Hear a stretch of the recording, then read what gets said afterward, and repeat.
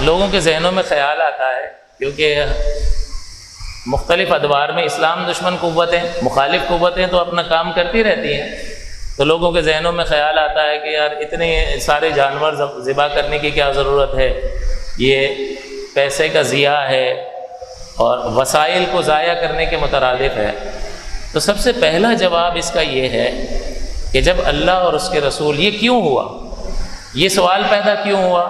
تو یہ فتنہ پرور لوگ جو ہیں وہ لوگوں کو شبہات میں مبتلا کرنے کے لیے اس طرح کی باتیں کرتے ہیں کہ ہاں یار بات تو ٹھیک کر رہا ہے، اتنے جانوروں کی قربانی کرنے کی کیا ضرورت ہے؟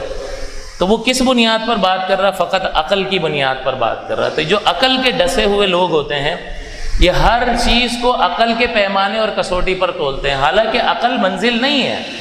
عقل تو اللہ تعالیٰ نے کسی چیز کو سمجھنے کے لیے اور کشف تام کے لیے عطا فرمائی ہے۔ کہ کسی نے کہا کہ گزر جا عقل سے آگے کہ یہ نور چراغ راہ ہے، منزل نہیں ہے۔ یہ راستے کا چراغ ہے، روشنی کر دے گا، آپ اس روشنی میں آسانی سے اپنا سفر طے کر لو گے، لیکن عقل ہماری منزل نہیں ہے، کیونکہ عقل خطا کرتی ہے۔ تو عقل جو خطا کرنے والا ہو اس کی پیروی کیسے کی جا سکتی ہے؟ حواس خطا کرتے ہیں تو حواس کی درستگی کے لیے اللہ تعالیٰ نے عقل عطا فرمائی۔ آپ کو بخار ہے، بخار میں آپ میٹھی چیز کھاتے ہو، کڑوی محسوس ہو رہی ہے، تو حس جو ہے وہ غلطی کر رہی ہے۔ اس وقت میٹھی چیز میٹھی محسوس ہونی چاہیے یا نہیں ہونی چاہیے؟ حواس غلطی کر رہا ہے، عقل کہتی ہے نہیں، یہاں پر یہ چیز کڑوی نہیں ہے، یہ میٹھی ہے، لیکن تمہارے منہ کا ذائقہ اس وقت بخار کی وجہ سے تبدیل ہوا ہے، اس وجہ سے یہ تمہارا حادثہ کام نہیں کر رہا اور تمہیں کڑواہٹ محسوس ہو رہی ہے۔ تو حواس غلطی کرتے ہیں تو عقل اصلاح کرتی ہے، لیکن جب عقل خطا کرے گی تو کون اصلاح کرے گا؟ تو عقل بھی خطا کرتی ہے، تو جب عقل خطا کرتی ہے تو عقل کو پیدا کرنے والا وحی کے ذریعے سے اس کی اصلاح فرماتا ہے۔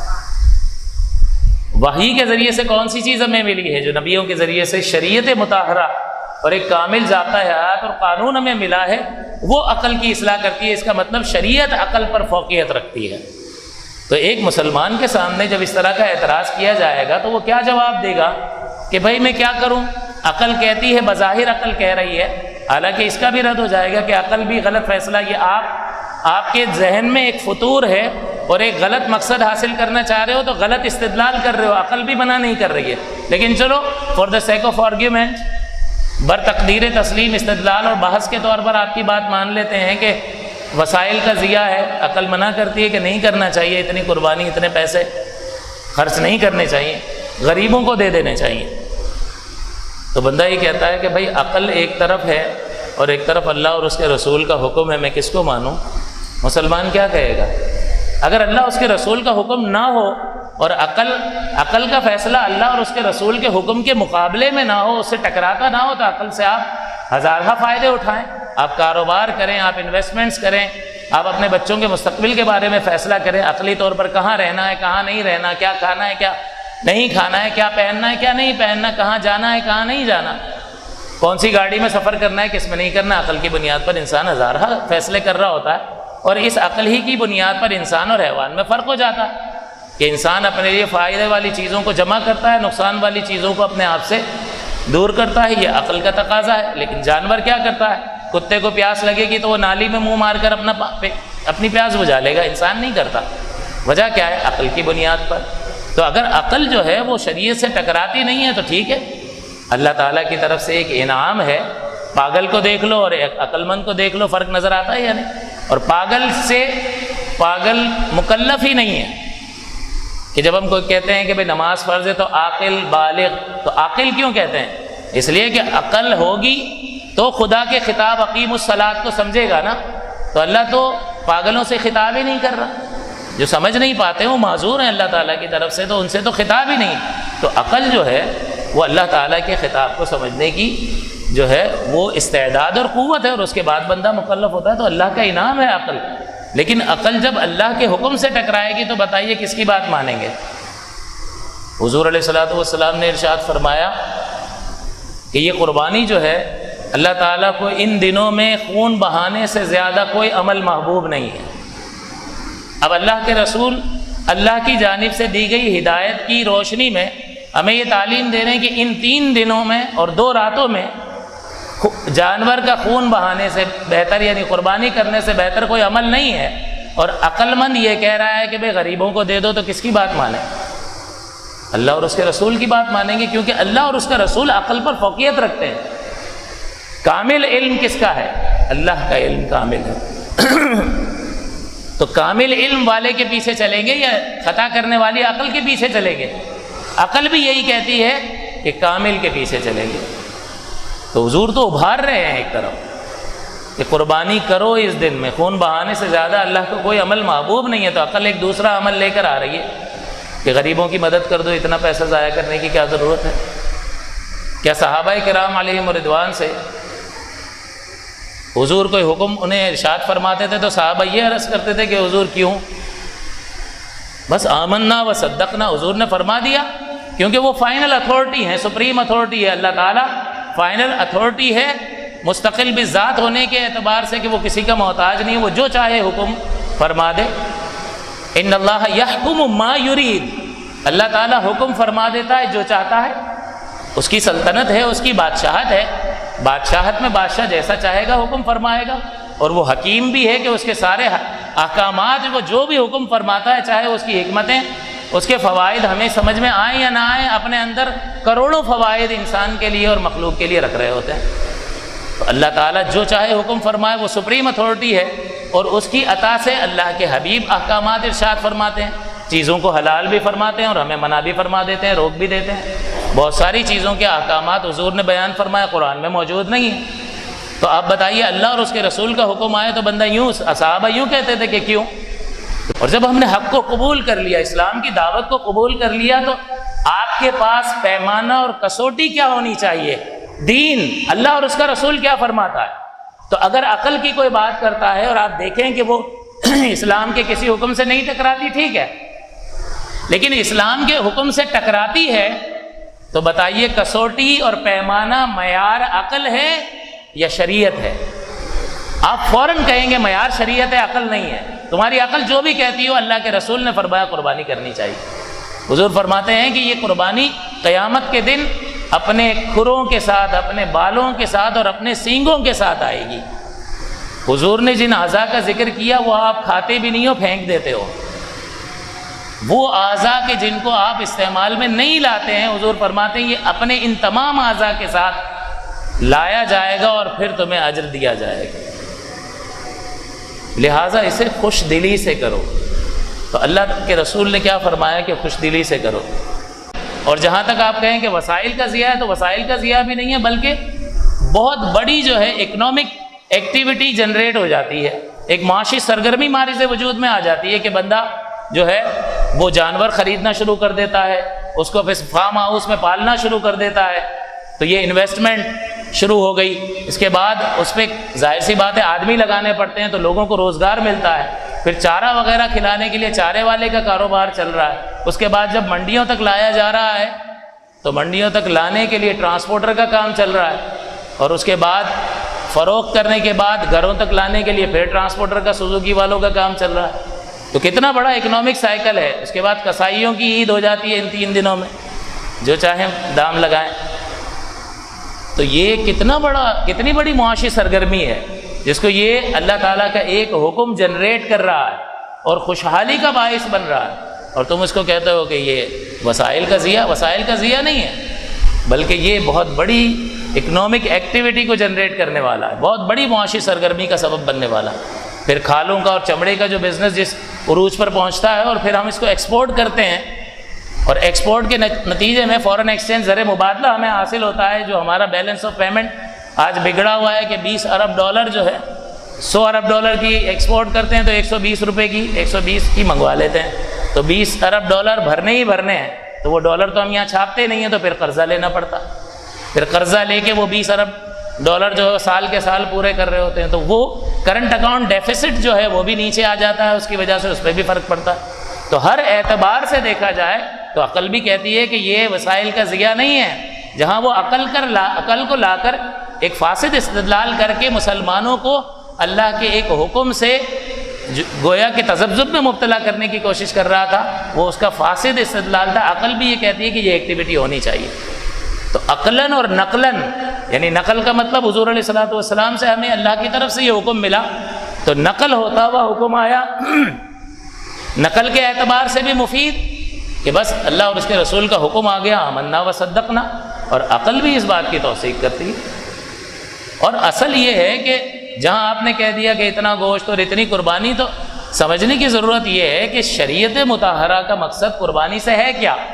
شریعت کا مطلب اور مقصد گوشت کا حاصل کرنا ہے ہی نہیں، گوشت کا حاصل کرنا ہے ہی نہیں، اس میں تو اللہ تعالیٰ کا قرب حاصل کرنا ہے، جیسا کہ میں نے آپ کے سامنے تعریف بیان کی، اور یہ آیت مبارکہ پڑھی جس میں اللہ تعالیٰ فرماتا ہے لن ینال اللہ لحومها ولا دماؤها، کہ تمہاری قربانیوں کا نہ گوشت اللہ کو پہنچتا ہے نہ اس کا خون پہنچتا ہے، ولکن ینالہ التقوی منکم، لیکن تمہارے دل کا تقوی، تمہارا نیت کا خلوص جو ہے وہ اللہ کی بارگاہ میں پہنچتا ہے۔ تو اس کا مطلب بندہ اللہ کا قرب حاصل کرنا چاہ رہا ہے، تو اصل قربانی کا مقصد گوشت کا حاصل کرنا ہے ہی نہیں، اللہ کا قرب حاصل کرنا ہے۔ رحمت دو عالم صلی اللہ علیہ وسلم بھی فرماتے ہیں ان صلاتی و نسکی و محیایا و مماتی للہ رب العالمین، کہ میری نماز، ان صلاتی و نسک، قربانی کو نسک کہا جاتا ہے، و نسکی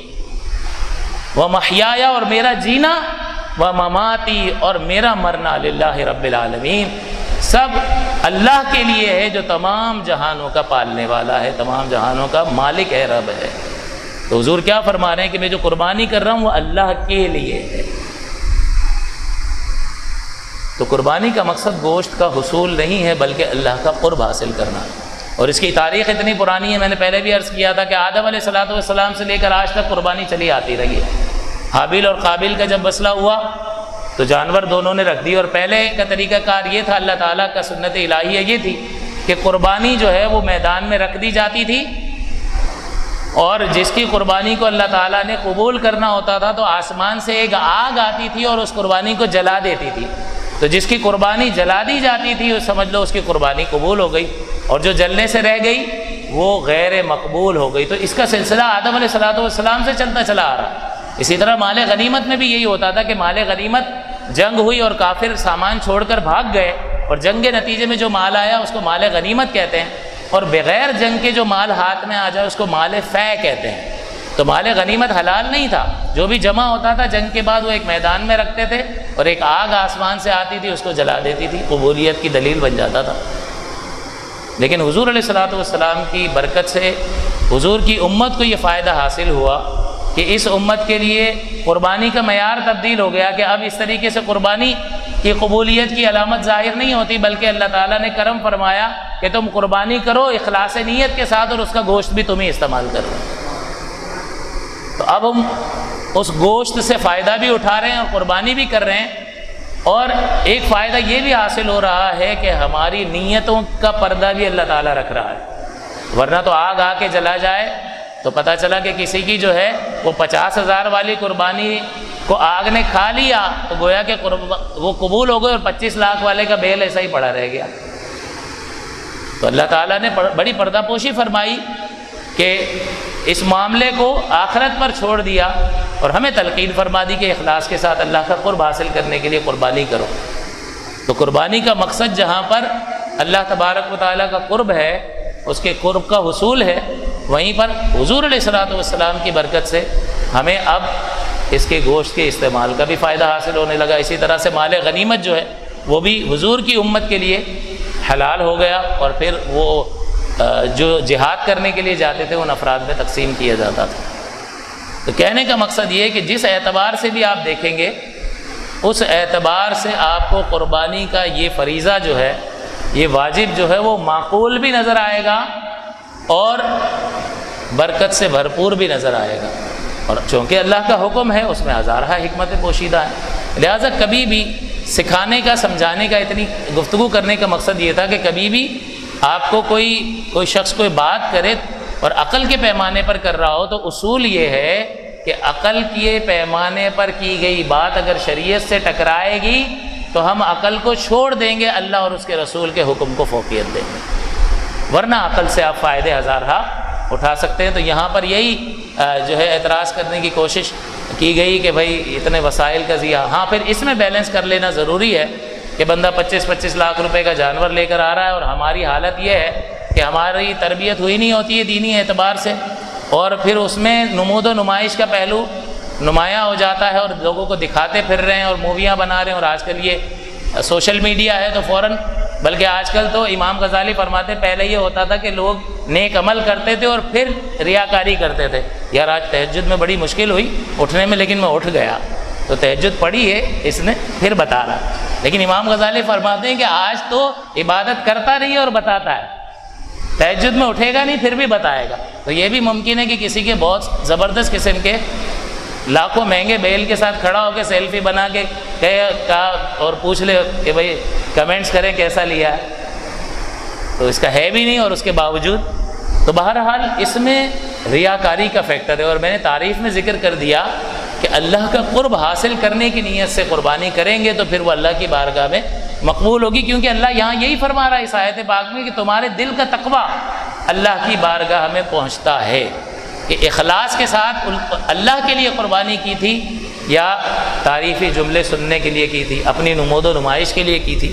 تو اس اعتبار سے اس میں بیلنس کر لینا چاہیے کہ بہت زیادہ مہنگا جانور، اگرچہ حضور نے فرمایا کہ اچھا خوبصورت اور فربا جانور جتنا خوبصورت ہوگا وہ باعث اجر ہوگا، لیکن چونکہ اس میں یہ ایک خرابی آج کے دور کے اعتبار سے پائی گئی تو بہت زیادہ مہنگا نہیں، اعتدال میں 20 لاکھ کا نہ لیں، 5 لاکھ والا لے لیں، پھر 15 لاکھ جو ہے اگر آپ کسی اور مصرف پہ خرچ کر رہے ہیں تو آپ کا یہ واجب بھی ادا ہو رہا ہے اور دیگر معاملات بھی پورے ہیں، تو اعتدال کی ضرورت ہے۔